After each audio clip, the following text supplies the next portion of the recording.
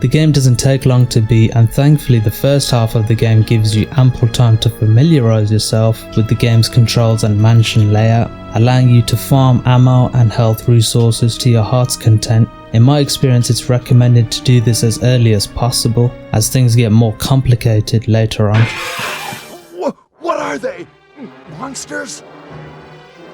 After meeting up with Rebecca, you're presented with two options: allow Rebecca to aid Chris in his search for survivors, or stay put. In my experience, it's best to let Rebecca stay. She'll heal Chris up to full health, but only has a limited supply. This isn't the last you'll see of Rebecca. She'll appear to help Chris play the piano, unlocking a secret room, allowing you to take on the first boss of the game.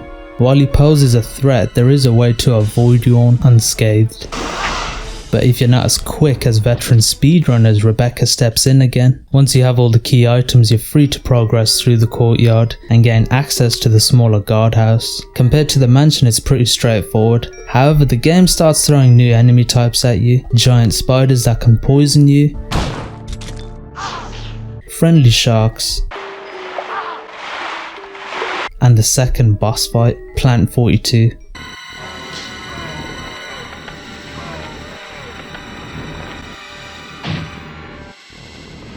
After beating Plant 42, you get the final mansion key. While making your way back to the mansion, Chris is startled by gunfire.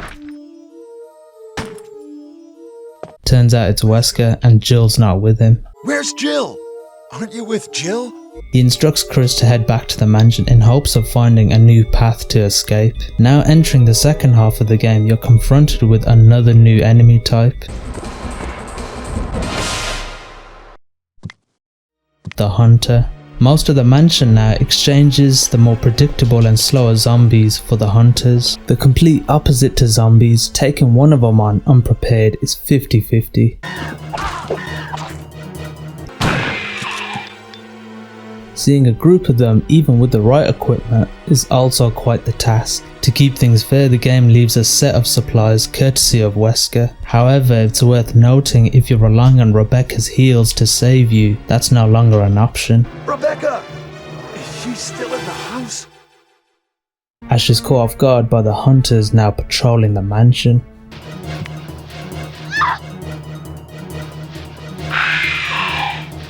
Rebecca!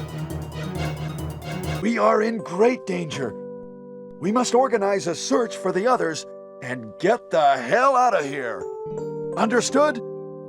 Making exploration and farming resource items a challenge. The game's third boss is actually the first boss, Yawn, only this time it's mandatory to face off against them to progress further, allowing you to access other rooms hidden away.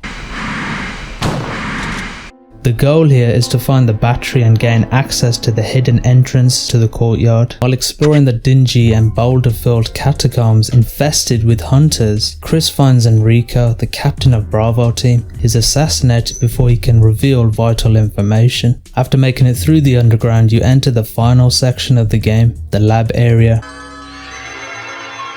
Once again, not the most complex, but it's refreshing to return to a more slower paced experience. There's no hunters here, don't worry, you're safe.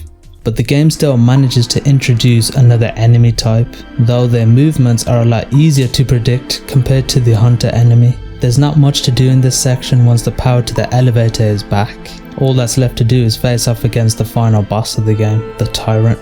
Wesker shows up again and reveals his true nature. Rebecca! Don't move. He unleashes the ultimate bioweapon and is also defeated by it. Don't come this way! No! This moment is made epic thanks to Tyrant's intimidating nature and soundtrack. Once defeated, Rebecca darts off to activate a self-destruct sequence, ensuring the virus doesn't spread. 8 games later, here we are. If you've picked up the MO discs throughout the catacombs and lab, you can free Jill. After making your way to the heliport to make contact with Brad, who left you at the start of the game, Tyrant shows up again. Only this time he hits harder.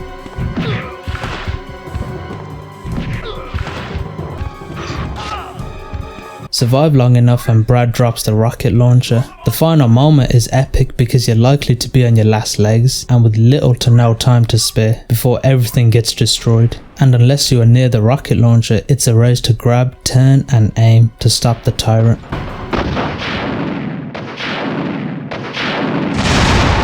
Playing through the first RE game, it's an experience unique to the original game that later RE games seem to leave behind.